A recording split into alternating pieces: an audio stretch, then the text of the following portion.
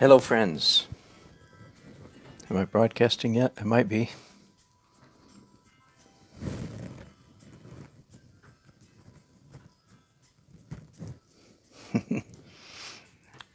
Hello, Monique. Thank you for joining me. Thank you for joining me today, friends. I have titled this Troubleshooting a Painting in the Late Stages. Nearly finished a painting. I'm not even sure that nearly finished is the right term for this. I'm getting a little impatient with this painting because I haven't been able to paint much lately. So much business work I've had to do. Anyway, you didn't tune in to hear me complain, so I won't. I have been looking at this and spotting several things. Let me try to be as clear as I can. Number one, if you are doing super realistic or hyper realistic or very realistic painting, you don't have this problem. The question that I'm facing right now, troubleshooting an issue, because all you have to do is copy and copy ever more carefully. Your only problems are, if you will, drawing problems, similitude, accuracy, realism problems. When you enter into the world of abstract realism, where the paint marks, the brushstrokes, color, texture, values are all more important than the picture, then you enter a whole different realm of trouble. That's one way to express the reason why I think that this kind of painting is more difficult than realism. Realism takes longer. Don't misunderstand me. But it's not difficult. All you have to do is copy, copy, copy, copy, copy, copy. When you're trying to do this kind of painting, you're faced with all kinds of judgments. So let me get started. I've written down several categories already. The first one is drawing. Are there any drawing issues? And in a subject matter like this, very often the drawing issues are in fact perspective. So there are lines that are wrong, and I've actually got a T-square. I would rather have a yardstick here, just to double or triple check some of my lines. I will do more of that in a minute, but before I start making drawing corrections, I want to look for drawing problems first, but I can't fix them until I do this other thing. Let's just talk about color, value, and borderline texture for a minute. Are there any areas in the painting that appear flat and lifeless? I guess I'll use that general terminology. And many times, the flatness and lifelessness is a problem of values, but it's also sometimes a problem of dead colors, or if you will, even muddy colors. And I've got a little bit of that way up here. I don't know how well you can see it. Now, I define muddy color as the misuse of opacity. And I didn't violate that here, but it almost looks like I did. If you want to know, I'm not going to repeat it here. If you want to know what I call mud, hang up, go to YouTube and do a search for Dan Nelson mud. I've got about an 11-minute video where I describe, define, and give examples of mud. Anyway, this gray in here is a little bit troubling to me. I'm going to fix that. A related issue that I've got a little bit too much of the same color, this light beige tan color here, a little bit too uniform. And then on a smaller scale, this car is a little bit too uniform in color. Okay, and David said those windows don't flow together. David, I am looking and looking and looking. I take it you mean right here? No, those are right. Do you mean these? Anyway, be that as it may, there is a tiny drawing issue here, and that is that this line right here is a little bit high, a little bit too high. It needs to be lowered down just a tiny bit. And that's the kind of mistake that you have to decide whether you're willing to just let it go, if you want to fix it. So David, if you want to be more precise, I will consider what you're saying. At the moment, I don't see it, my friend. It doesn't mean that it's not there, it just means I'm not seeing it. I'm looking for, here we go, a round X-Acto blade. Now let me put that in a handle.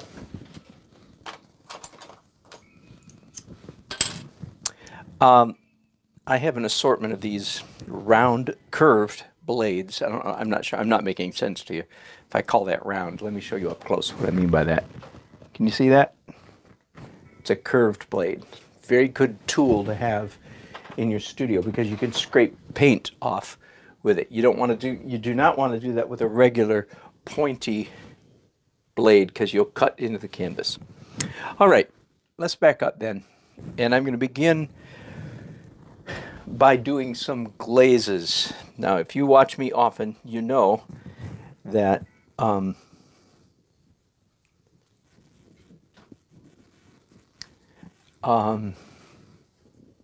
I love doing glazes because all colors look better if they're transparent instead of opaque. Now that doesn't mean I don't use opaque colors. I do, because the principle of variety trumps the principle of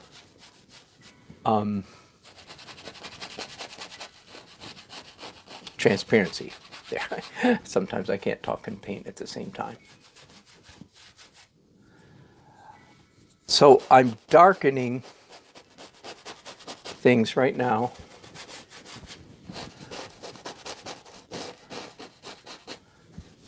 And then, of course, I can stand back and look at it and ask myself the question, does that make it better or not? Let me get out a rag here. I can actually do this. Wipe it off and look at it again. And go, you know what? Nope, I think it was better. Slightly darker. Yahoo. Now, please understand, everything, it's been several days since I worked on this painting, so everything on this canvas is dry. That is what allows me to do this radical glazing without fear of ruining anything. So right now I'm looking, are there any areas of the painting, any areas of this building, if you will, that need to be darker?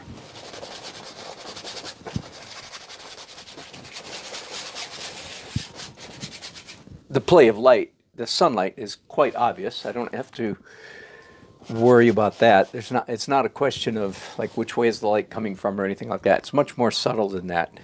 It's just, is it dark enough to be pleasant? Not realistic.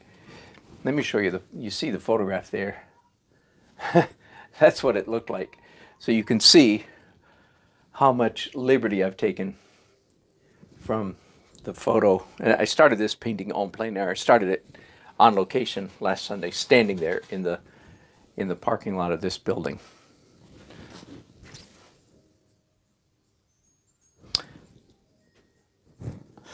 All right, now I mentioned a while ago that there's a gray area of paint up here. Thinker 888, yeah, thank you. I will be glad to do that. Okay, there's some gray up here that I'm not very happy with, so I'm going to glaze a little more precisely right now.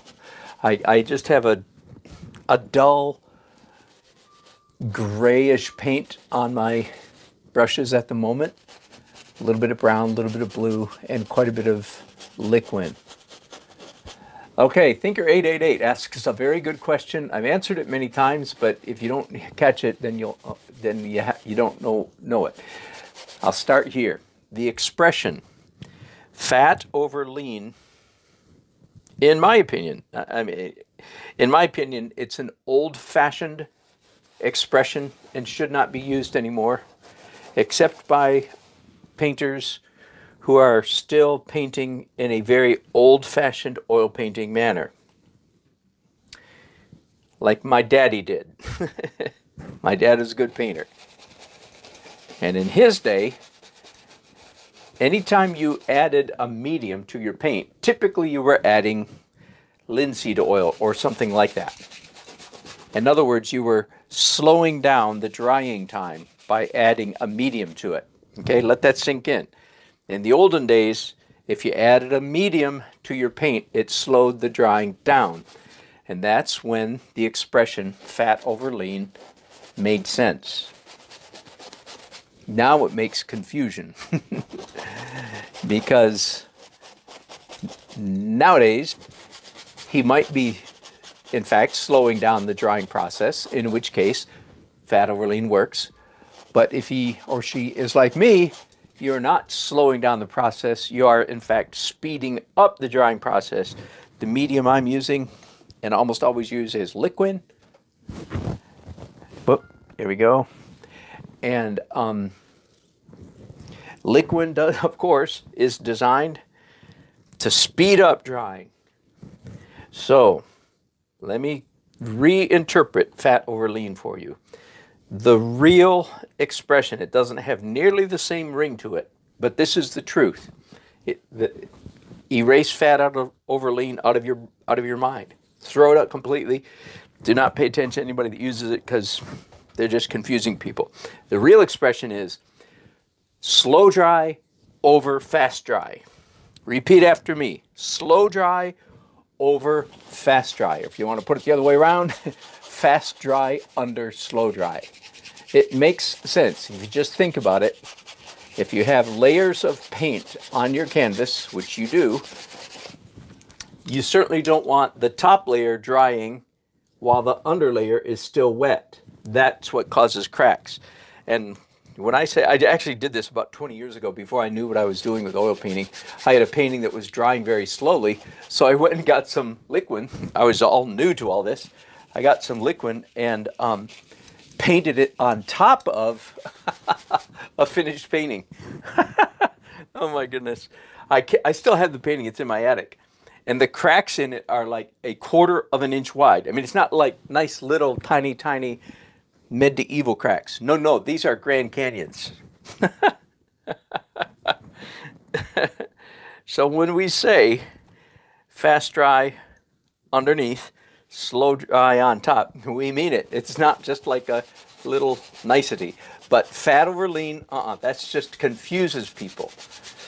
The real reality is, as I said, fast dry underneath, slow dry on top. Okay, I hope that everybody who needed to hear that was listening. Okay, so I've just glazed a bunch, and I do like the way it's looking. The painting's a little bit warmer than it was just a few minutes ago. And if I turn this off, I get rid of one glare, but then I created another one for you. So I'm sorry that the lighting is not, the glare is not that good for you today. Okay, now that I've glazed stuff, wait, do I want to do any more?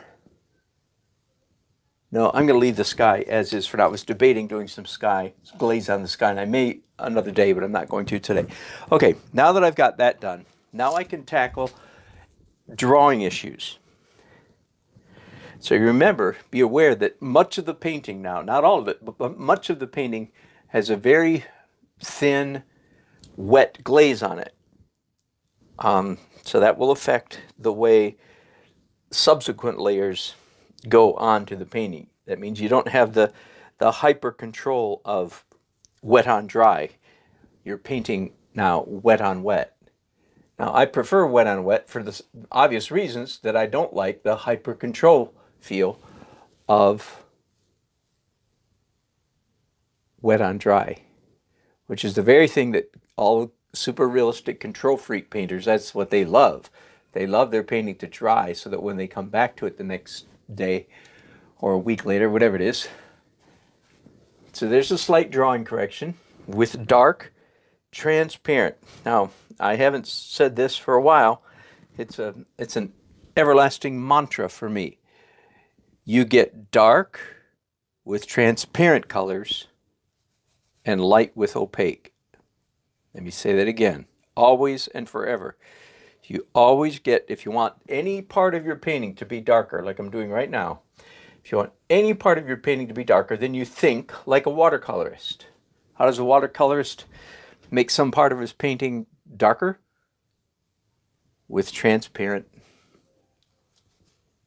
watercolor paint, right? So that's how, as an oil painter, you do the same thing. Now, this is not an unknown fact throughout the history of painting. It's only unknown to children of the 20th century. And I'm going to resist the temptation to go into a long philosophical and historical tirade some other time, not right now. All right, now let's zoom in right here. I'm going to the dividers in windows are called mullions. So there's a word that you don't hear every day unless you're a builder or you paint a lot of buildings. And this mullion is a little bit too high. Just when I slapped my palette knife down there, I slapped a little inaccurately. Sometimes you can let things like that go. At other times, like right now, I feel like it's worth fixing. So I just scraped it off with that curved blade, so I'm not in danger of gouging into the painting, into the canvas. I need to cover that up with some dark paint, which is... Now let me be clear about something right now. When you're making corrections like this, resist the temptation, first of all, to beat yourself up. Don't get mad because you made a mistake. That does you no good. Plus, if you get mad at yourself, then you're going to be tempted to try to sort of cover up this mistake as if it never happened. Like you're ashamed and you're embarrassed. So you're going to try to cover it up and trick people and fool people so they don't know you. Don't do that. So you can see here, I hope, that I'm leaving that mistake. I'm leaving it showing, right? Because it will, in fact, add interest to the painting in just a little while. So now I'm going to mix up some of this light color. So that's titanium white and a little bit of yellow ochre. I don't have to, adding just enough liquid to help it flow a little bit. Very optional. You do not need to add liquid to make it flow. That's just a chef's taste. Okay, now let's redraw that line.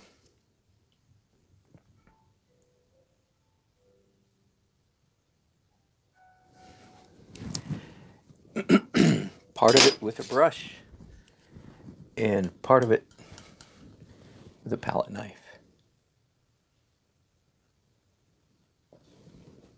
There we go. Now, again, I hope you can see this. I think I'm zoomed in as far as I can get. Let me give you a circus ride and pick up the camera. So put on your seatbelt. You're going to get a rocky road here. So I can bring it in real close. See, so you can see the fake, the erroneous, the wrong line is still visible, right? But it's completely overruled and dominated by now the corrected line, so that the wrong line doesn't even bother you. In fact, that just adds a little bit of visual interest to that little part of the painting. Does that make sense? So that's why you resist the temptation to get mad at yourself and try to obliterate mistakes. Now, of course, none of this applies if you are a hyper-realistic painter. Frankly, you can ignore much of what I say, because that's that. And as you know, what I call what I'm doing abstract realism, but when I'm being a little more arrogant, I call it real painting. And I know that is a little bit arrogant, but Rembrandt agrees with me. Okay, now, what else am I doing? I mentioned earlier that the tan, the light color, the highlight color in this area is just a little bit too uniform. That means I didn't do quite enough of this principle that I talk about so often, which is Once you enter the opaque realm of painting, which in my technique is way at the very end. If you're a typical 20th century painter, you entered the opaque realm the very second you started painting, okay? But if you're like me, the opaque stuff comes only at the very end. Okay, so once you enter the opaque realm, you put down a color, and then you follow it up with a slightly lighter version of that same color. So I did that earlier, but now that I look at it, I feel I didn't do enough. So I am doing it again right now. For instance, like all the mullions here in this area right here, do you see that? They're all just a little bit too much the same color. Now, I'm not talking, here again, I'm not talking about realism. And it has nothing to do with what the photo, I'm not looking at the photograph. No, it just looks better. You know, my grandchildren ask me, Grandpa, why did you do that? The answer is always, because I think it's going to look cool. And indeed, having a few touches of slightly lighter, it almost does not matter at all where you put these slightly lighter touches. Does that make sense? Almost doesn't matter at all. Although I am responding that like this corner of the building comes toward us, so I put more light on that so that it seems to come forward. That area right there already looks so much better than it did just a few minutes ago. There was too much, so another way to express this principle, too much of the same colored paint is not a pleasant experience. Too much of the same color is irritating to the viewer. So you just come back and you may, some newcomer, if you're new to my channel, you might say, well, would it work just the same if I did a slightly darker? And the answer is, hell no. Sorry. I don't know what's come over me. I suddenly had the urge to cuss. No, no, no, no. It would not be the same at all. No, no, no, no, no, no. It's only lighter on top of darker. Let me even go a little bit further into this principle. The human animal, us human beings, we do not like seeing dark paint on top of light paint. Let me repeat that. So I'm part of the point by putting it that way. Part of the point that I'm trying to make is this is not like, well, that's your opinion. Yeah, yes, it is my opinion, but it's my opinion because it's true, not because it's something I feel. Then you can say, well, who taught you that? As if the answer is 50 years of hard work. That's what taught me that. And if you think I'm wrong, bless your little heart, show me your paintings, and then I'll show you mine, and we'll go from there. Okay, so sorry, I'm just saying that because I know it sounds arrogant, but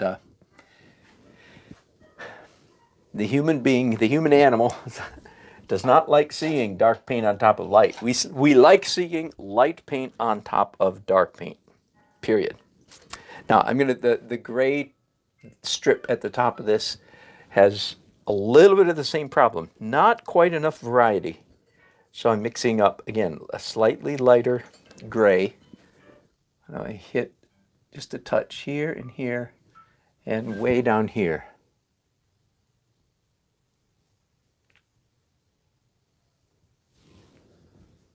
All right. This area right here. I'm still not finished. I have actually one entire step to go yet on this painting, besides troubleshooting, and that is broken color. And I haven't done the intentional broken color yet. I will. But this area right there is looking so much better than it did just 10 minutes ago. And I did a tiny fix on the drawing. That's not really what made it not work, but it's what I'm doing right now, hitting lighter areas. Now, I'm going to do a tiny bit of drawing. I like the way this Chippendale railing ended up right here. I'm not quite as happy with it over here. I don't feel like there's quite enough energy. By the way, which is one of my favorite words when I'm talking about a painting, especially in the later stages like this. What is it that we are looking for? And the answer is the right amount of energy, the right amount on every single square inch of this canvas. Now, it's very obvious. This is a rare painting where I actually have a psychological focal point, figures, even the punch of red on this woman's dress, and a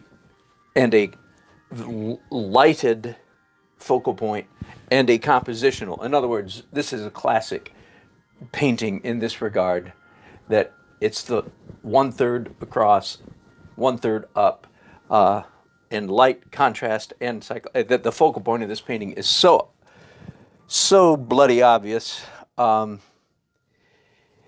there's a high amount of energy in here, right?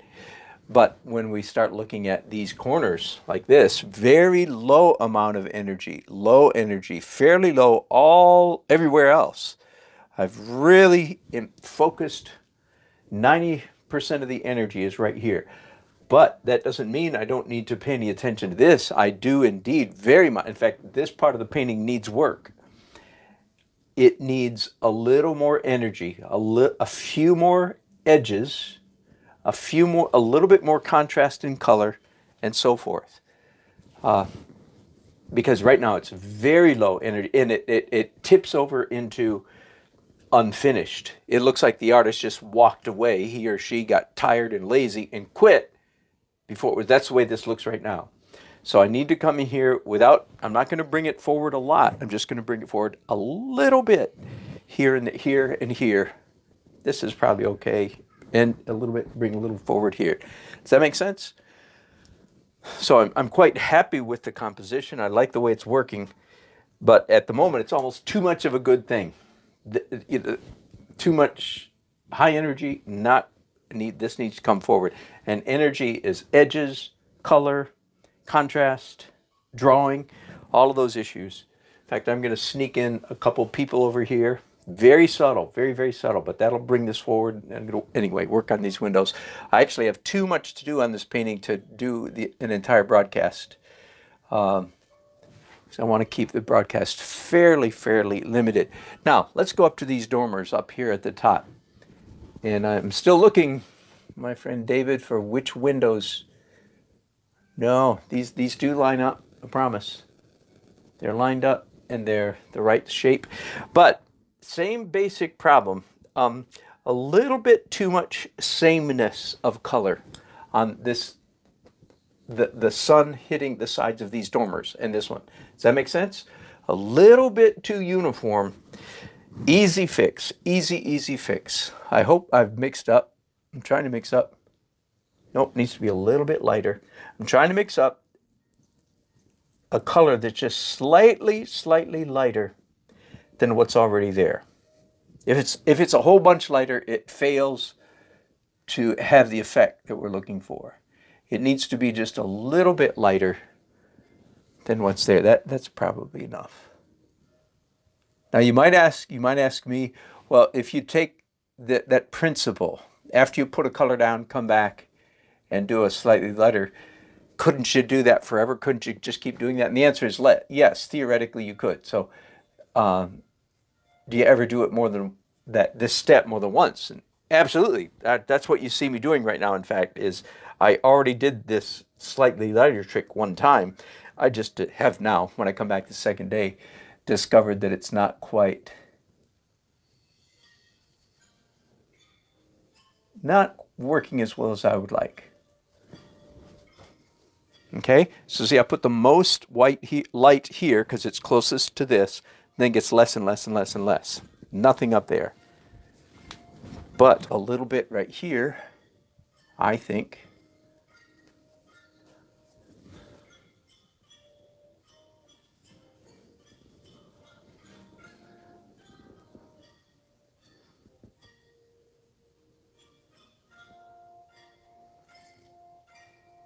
Okay, tell you what, before I go, let's do some of what I talked about just a little while ago, which is bring up some energy here in the fringe areas, the outer limits of my painting. In fact, rather than start out here, I'm going to actually tiptoe my way across the painting a little bit. At the moment, I have a pretty strong, pungent, rust-colored brownish orange on my brushes. I hope you can see I'm being very delicate, very careful.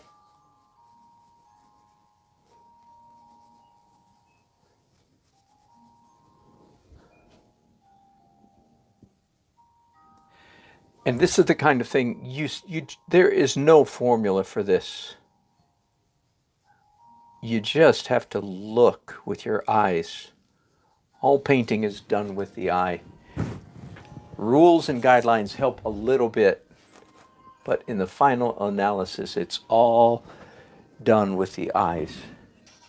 So I added some light here. And is it properly balanced? Is the energy balanced? I want this much less energy, but how much less? That's the question. That's why I'm using the word balance. All of painting is a series, you could say an unending series of tension and balance. Tension and balance. I'm liking this, by the way. And generally speaking, of course, more color is better than less color, generally speaking.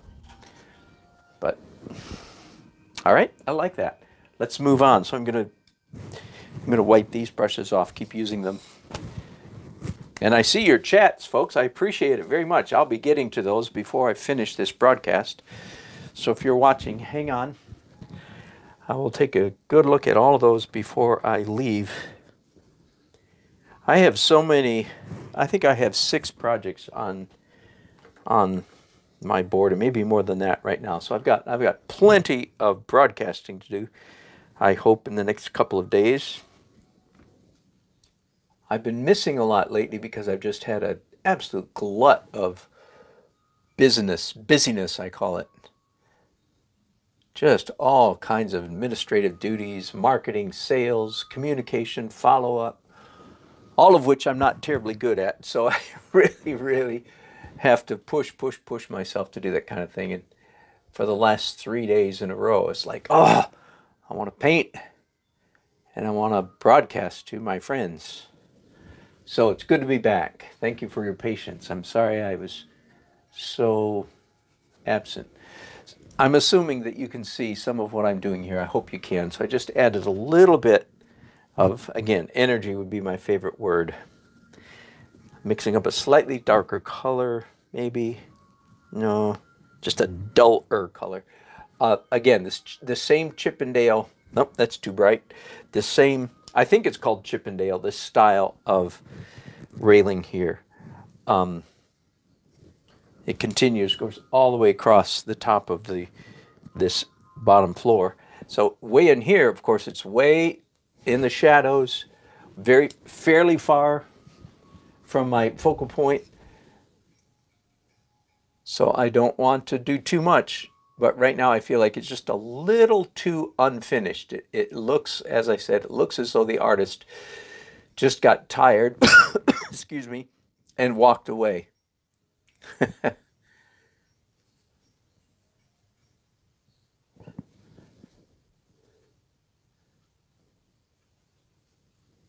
That's probably enough, I think, at least for now. Let me look at my list. Yeah, I've covered pretty much everything that I wrote down.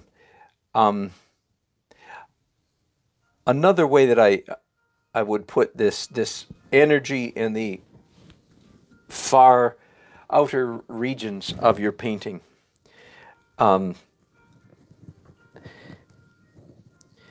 Instead of saying there's not enough energy, you could also say there's just too much, making up a word here, muff, M-U-F-F. I'm making it up, but it's a word I've heard before. It's too much muff, or too much just scumbly, imprecise marks, not enough precision, not enough energy. I like the word energy best, but if you want to put it in a positive, too much muff, too much scumbling even. Here's an interesting. Some of you who watched me do the very beginning of this painting, you might find this interesting. See this mark right there, the aqua green, bluish green mark that goes through there? That was part of the very first marks that I put on this canvas. If you can go back and watch me. I don't know which daily art adventure it was, but it was, oh yeah, it was last Sunday. So again, I don't know what number, but you can find it easily. And what I'm doing right now is a good example. Again, I don't want to draw too much tension over here, so I want quite a bit of muff, to use that term, but I don't want quite as much as I have.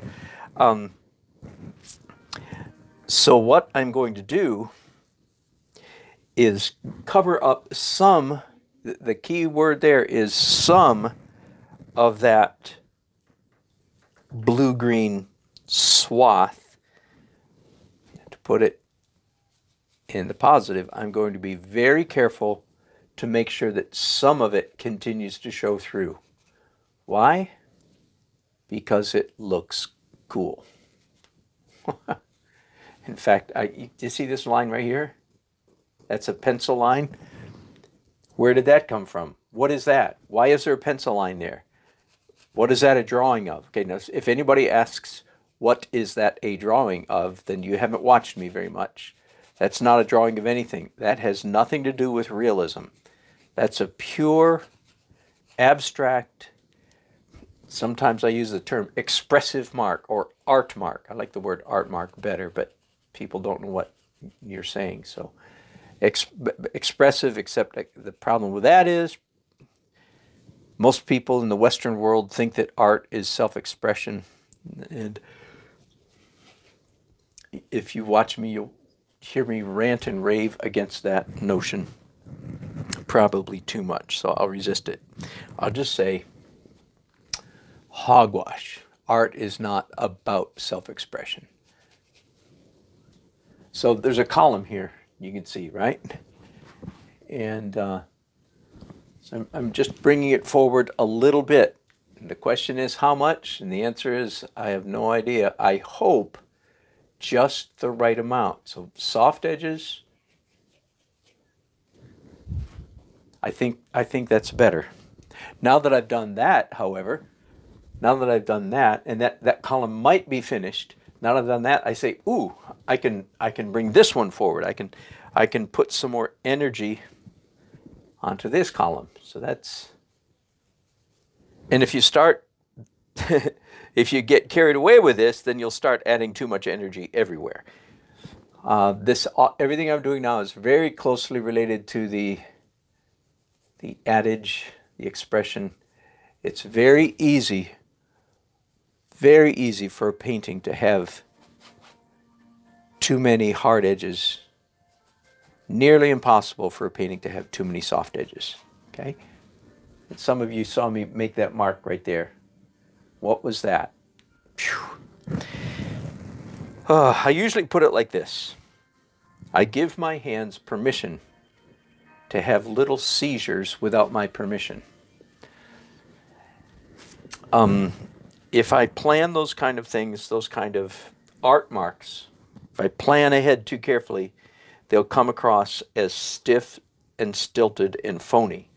But if I simply allow them to happen at the right time, and it's sort of like it's a surprise to me when my hand does that. Now, of course, if I don't like it, I can pick up a rag and wipe that off.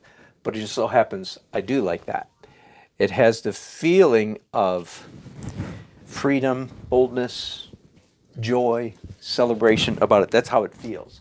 And in fact, not surprising, because that is exactly how it was done. It was not done with an overweening sense of control, or control. I'll let it go at that. Okay, so now I'm even further away from the focal point. That's too, that I just put on there is, oh, I'm sorry. That mark right there is too light. So again, don't panic, don't kick yourself. It just means I can take a rag and diminish it with some energy, and it works just fine. Now it looks good. Again, this same Chippendale railing is up here, but of course we're so far from the focal point that I don't want to draw very much of it at all. Just enough so that the viewer gets the feeling that that's what's going on up here. A little bit right there. I do use my fingers in my painting. Sorry, still getting over a cold here. I do use my fingers in my painting. That's the reason why I never use cobalt or cadmium. No cobalts, no cadmiums. Don't need them, and I've gone through this many times before. My reds, then I don't need a cad red. My reds are Permanent Rose, Naphthol Crimson, Scarlet Lake, and then any kind of orange. It can be a cad orange imitation is fine. And my yellows are Indian yellow. That's my favorite. Then any kind of yellow that doesn't have cadmium in it. And cadmium yellow imitation is perfectly fine. The other imitations, like imitation cad red and so forth, I don't like. But yellow is fine. All right, so while I've been doing that, I've got just a little bit more energy up here. I'm going to do the same kind of thing way down here in the corner. As you can see, it's almost black down here, except it's not. In person, there's this real lovely brush stroke and so forth things happening down there. But again, a little bit more energy, just a tiny bit, just like you saw me do up there at the top. But this broadcast is getting a little bit long, so let me pull up my iPad and read your chats that you've been doing. I appreciate that. A lot of them.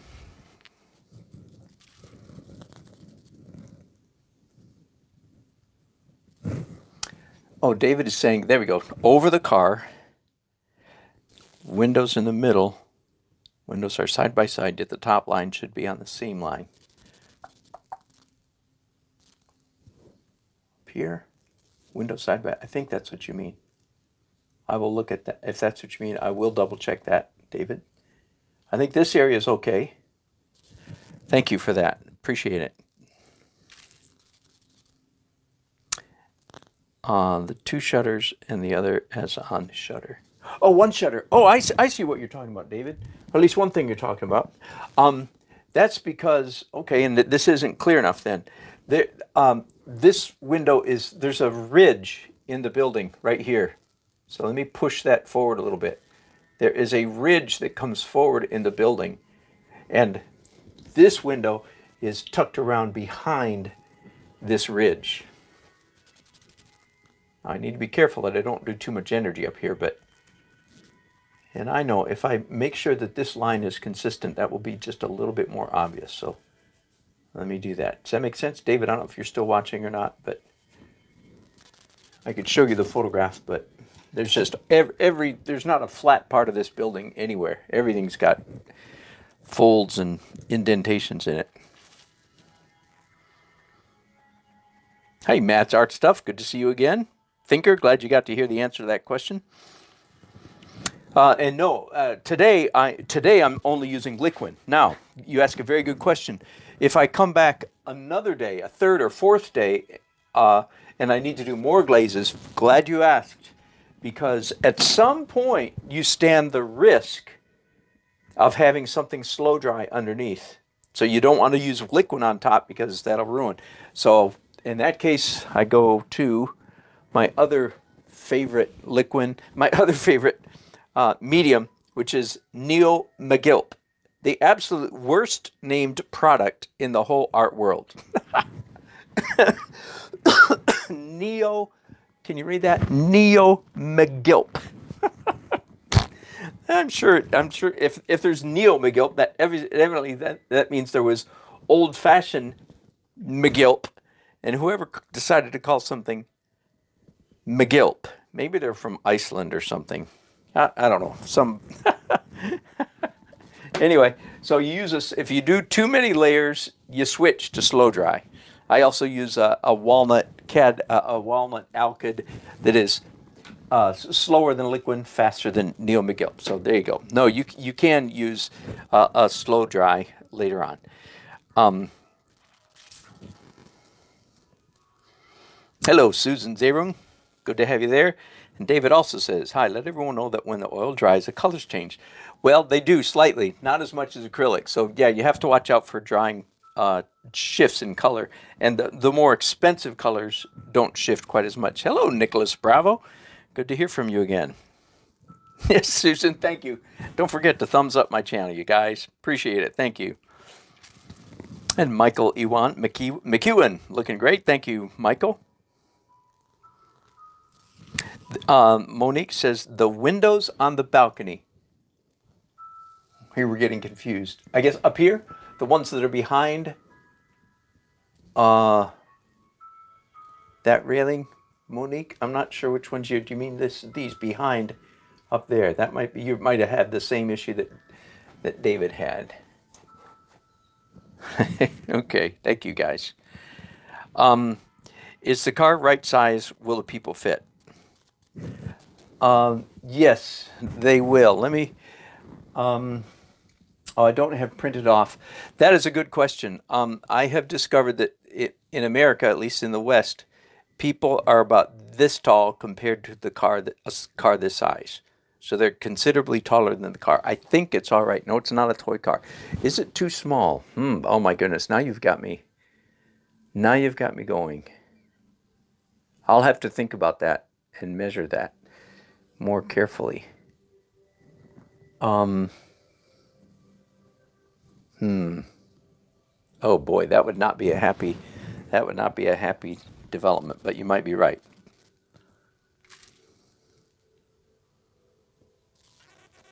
All right. Thank you. I think I've got most of your chats. Yeah, if you like it, please thumbs up and subscribe and share. I'll be working on this on my own for quite a while.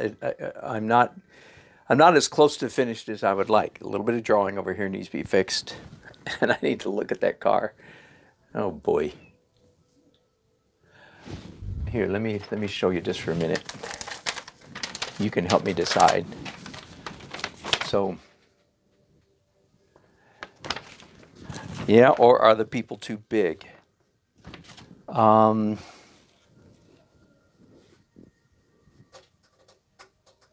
look at that too. Can you see this car right here? Here's a car sitting in the exact same place. And the roof of the car lines up with this. Whoa, you know what? It's about ½ an inch too small. Oh, phooey. That does not make me happy. Now I can either move the bottom of the car down or the top of the car up. And it would be easier to move the bottom of the car down, I think. You guys are causing me all kinds of trouble. I'm kidding. All right.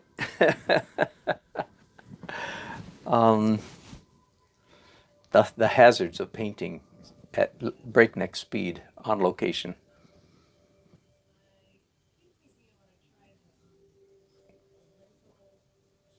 Yeah, probably moving the bottom of the car down is the thing to do, and then the people are okay. All right. Thanks for all your help. I need to put everybody's signature down here at the bottom when I'm done. Appreciate it. Yeah, thank you, Susan. Thanks for that. Sorry. All right. My work is cut out for me. exactly, David. My sentiments exactly. Okay, thanks you guys. Thanks for watching. Bye-bye. I hope to do another broadcast. I've got a architectural rendering sketch to do, an illustration of a man and a boy. I've got my painting on aluminum still to finish, and I've got some calligraphy and 2 or 3 watercolor commission and a couple oil painting commissions. So I've got plenty of work. That's always a good thing. And I'll broadcast as much of that as I can. Okay. Well, maybe I'm going to stop because you guys are making me do stuff I don't want to do.